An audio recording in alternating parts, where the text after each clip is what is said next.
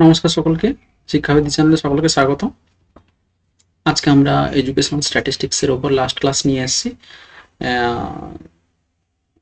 যা আজকে এই নর্মাল প্রবাবিলিটি নিয়ে আমরা আলোচনা করব। তার সাথে সাথে স্কিউনেস, কার্টোসিস, তারপরে হচ্ছে প্রোডাক্ট মেথড কেমনভাবে হয়, কোরিলেশন, জেড স্কোর কীভাবে বের করব, এই সমস্ত কিছু নিয়ে আমরা আলোচনা করব।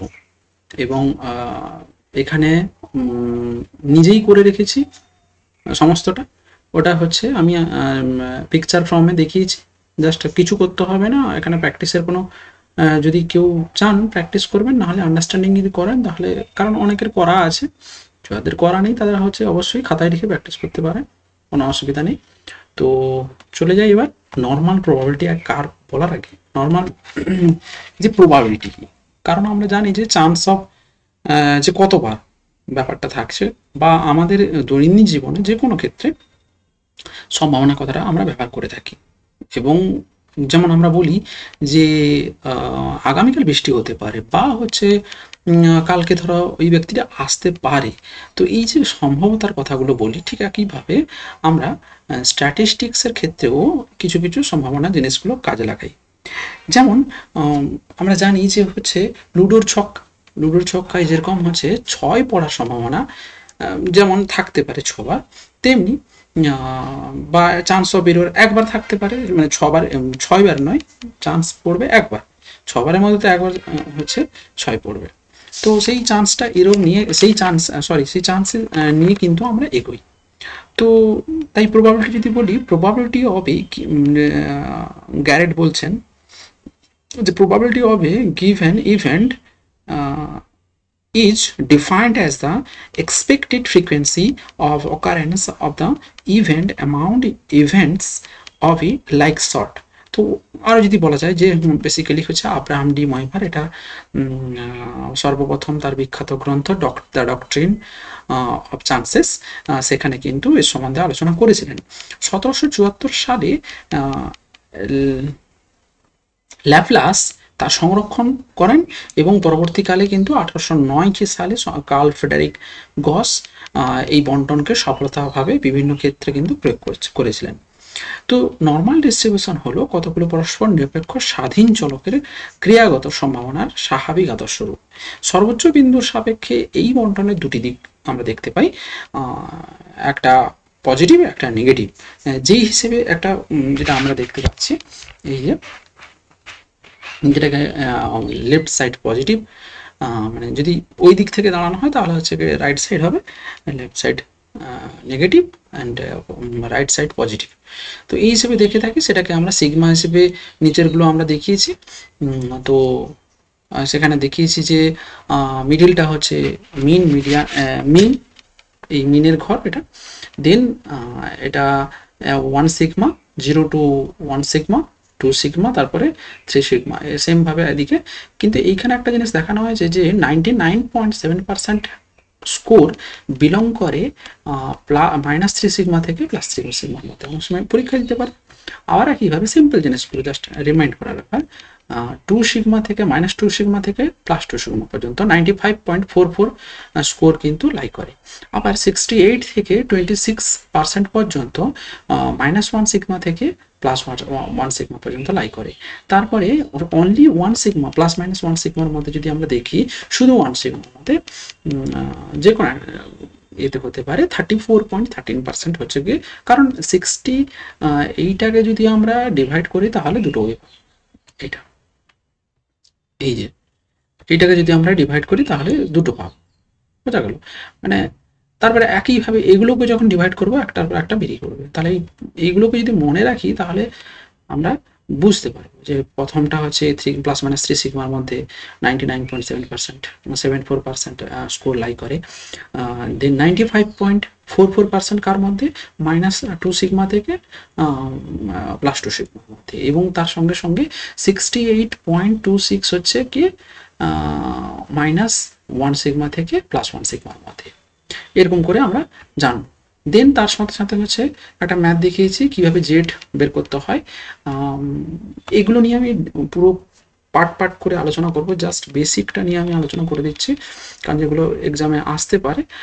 তো জেড সিগমা যেরকম হচ্ছে বলা হয়েছে, in a sample of 400 cases the mean of distribution is 40 and SD হচ্ছে গিয়ে 4. তো assuming the normality of distribution, find how many individual score above 47। তাহলে এইখানে দেখা যাচ্ছে যে যখন এক্সটা ধরে নিচ্ছি তাহলে 47 আর মিনটা হচ্ছে 40 দেওয়াই আছে, তাহলে এখানে 47-এর ওপরে অ্যাবাভ বলেছে। তারপরে হচ্ছে সিগমা 4 আছে, 7/4 করলে 1.75, 1.75 এখানে দেখিয়েছি কোথায় পড়ছে। এবারে 1.75 এর উপরে যতগুলো থাকছে তার উপরে বলেছে, যতগুলো এ থাকছে সেগুলোকে ক্যালকুলেশন করে বের করতে হবে, ঠিক আছে।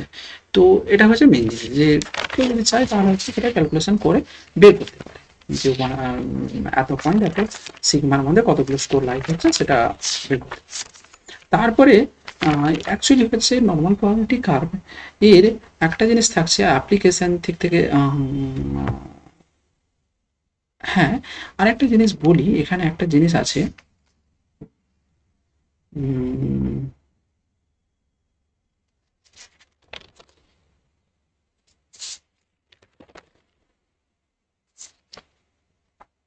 স্কিউনেস চলে যাচ্ছে, স্কিউনেস, হ্যাঁ স্কিউনেসটা নিয়ে একটু বলে দিই। যে প্রতিবৈষম্য হলো এমন এক ধরনের হচ্ছে বৈশিষ্ট্য যার সাহায্যে বন্টনের অসামঞ্জস্য প্রকাশ পায় এবং স্বাভাবিক বন্টনের লেখচিত্রে আকৃতি উল্টো করার ঘন্টার মতো। এক্ষেত্রে হচ্ছে মধ্যবিন্দু দুদিকে সামঞ্জস্য দেখা দেয়। স্বাভাবিক বন্টনের লেখচিত্রে মিন মিডিয়ান মোড একই বিস্তৃতে একই বিন্দুতে সমাপতিত হয়, অর্থাৎ মিন মিডিয়ান মোড কিন্তু যখন সমান কিন্তু যখন লেখচিত্রের মিন মিডিয়ান পৃথক বিন্দুতে অবস্থান করে তখন সেই বন্টনটিকে স্বাভাবিক বন্টন বলা যাবে না।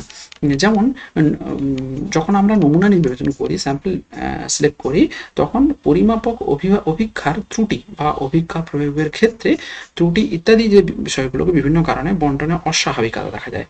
তো যে সংখ্যাগত পরিমাপের সাহায্যে কোনো পরিসংখ্যা বিভাজনের যে বন্টনটা আমরা করি সেটা হচ্ছে স্কিউনেস, অর্থাৎ সেটা পজিটিভ হতে পারে বা নেগেটিভ হতে পারে। পজিটিভটা কোনটা, অর্থাৎ যেখানে দেখা যাবে যে মিন মিডিয়ান আর মোড, অর্থাৎ মিন যেখানে ছোট থাকে, দেখিয়েছি এখানে হচ্ছে একটু ছেড়ে গেছে, মিনটা ছোট, এই যেটা মিনটা হচ্ছে ছোট, দেন হচ্ছে তারপরে মিডিয়ান, তারপরে হচ্ছে মোড। তাহলে এখানে মোডটা হচ্ছে কি সব থেকে মিন মিডিয়ান পজিটিভ স্কিউনেস, তাই তো।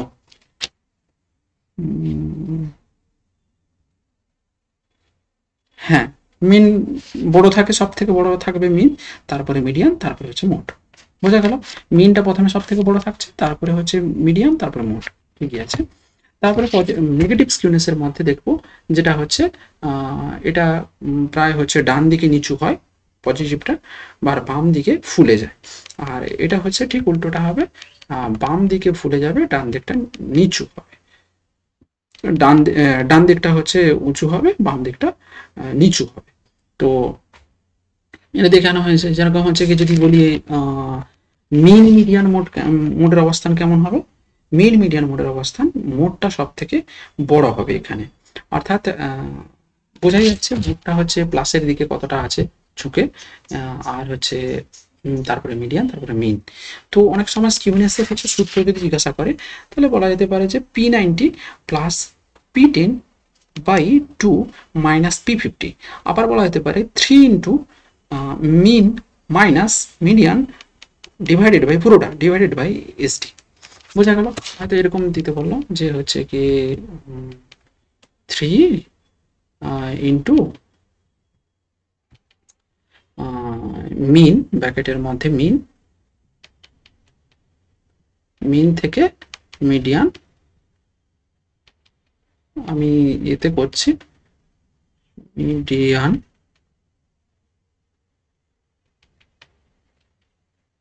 মিডিয়ানের পর হচ্ছে ডিভাইডেড বাই এসডি বা সিগমা এস।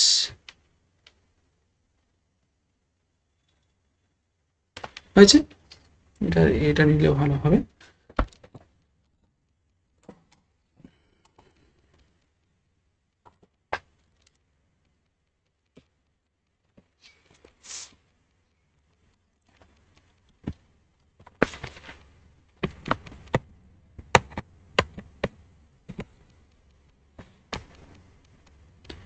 তারপরে যদি দেখি আমরা, এটা চলে এলো। তারপরে কার্টোসিস মূলত 3 প্রকার হয়ে থাকে, যেটা প্লেটিকার্টি, তাহলে একদম যে একদম নিচের দিকে যেটা থাকছে সেটা হচ্ছে প্লেটি, তারপর এটা মিডিলটা মেসোকার্টিক, যেটা হচ্ছে মেসো মানে প্লেটি মিনস হচ্ছে যে বলা যেতে পারে প্লেটি যেটা এইরূপ লেখচিত্রের হচ্ছে শীর্ষবিন্দু উভয় পার্শ্বের ঢাল অপেক্ষা অনেক কম স্থায়ী হয়, মানে কম ঢাল আছে, বা মেসোকার্টির থেকে মানে তীক্ষ্ণতা বা ছোঁচালতা কম হয় কিন্তু নিচু বা চ্যাপ্টা হয়, এখানে পুরো চ্যাপ্টা টাইপের, তাই এটা প্লেটিকার্টি। এটা প্লেটিকার্টের মান যদি আমরা দেখি কে ইউ এর মান, এই কে ইউ এর মান যদি আমরা দেখি ইকুয়াল টু দেখবো আমরা 0 পয়েন্ট, মানে এটা কিন্তু সমান করব না, এটা যদি দেখি এটাকে এরকম করে, মানে এটা মুছে দিয়ে আমি তাহলে বোঝা হয়,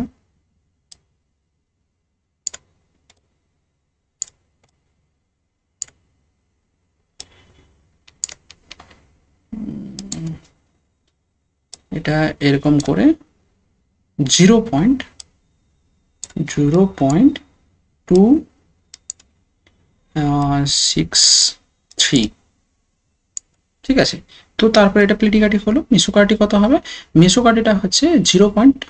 সেও হচ্ছে সমান সমান হবে, এখানে পুরো মানে এইরূপ লেখচিত্রের শীর্ষবিন্দু খুব উঁচুও হয় না, এটি হলো মধ্যম প্রকৃতির নর্মাল টাইপের বলা যাবে, স্বাভাবিক বন্টনের মতো। তাহলে যেটা স্বাভাবিক সেটা হচ্ছে মেসোকার্টিক, সেটা হচ্ছে কার্টোসিসের মান কত হবে 0.263 সমান সমান হবে, আর কার্টোসিসের থেকে বেশি হবে, কার্টোসিস ছোট হয়ে যাবে সব থেকে উপরে, এটা ছোঁচালো টাইপের, শীর্ষবিন্দুটা খুব দুই পাশে তেমনভাবে বিস্তৃত হয় না, ছোঁচালো টাইপের হয়ে যায়, সেটা হচ্ছে রিপ্রোডাক্টিভ। বোঝা গেল। তারপরে আমরা চলে যাব যে একটা প্রোডাক্ট মেথডের হচ্ছে ল অনেক সময় দিতে পারে, এটা যে আর ইকুয়াল টু কত কোরিলেশন বের করার সময়, যে in summation x minus sum X into ব্র্যাকেটের মধ্যে সাম এক্স ইন্টু এই যে লটাকে দেখাচ্ছি, এটা sum X into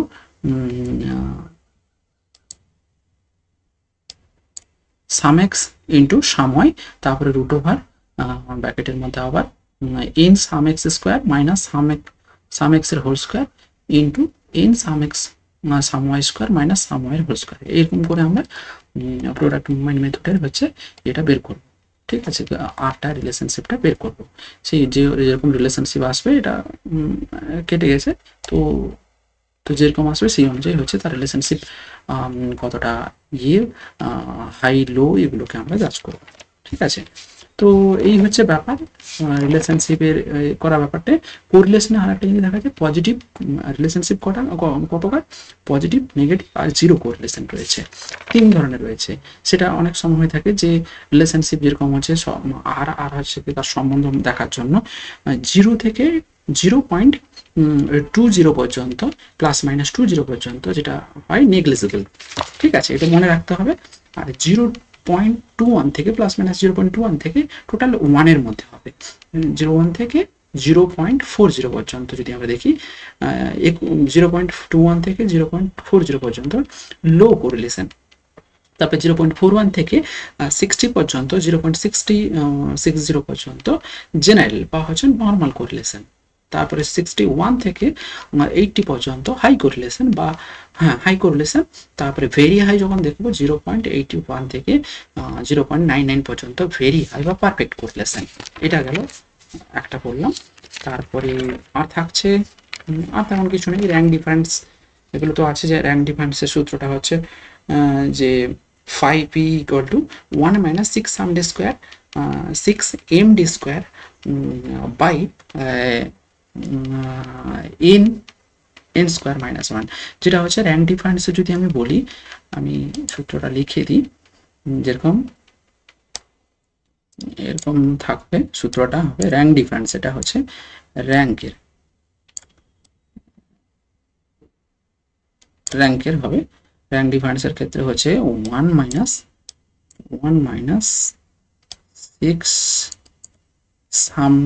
6md square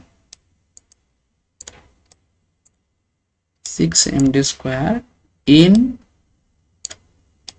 n square -1।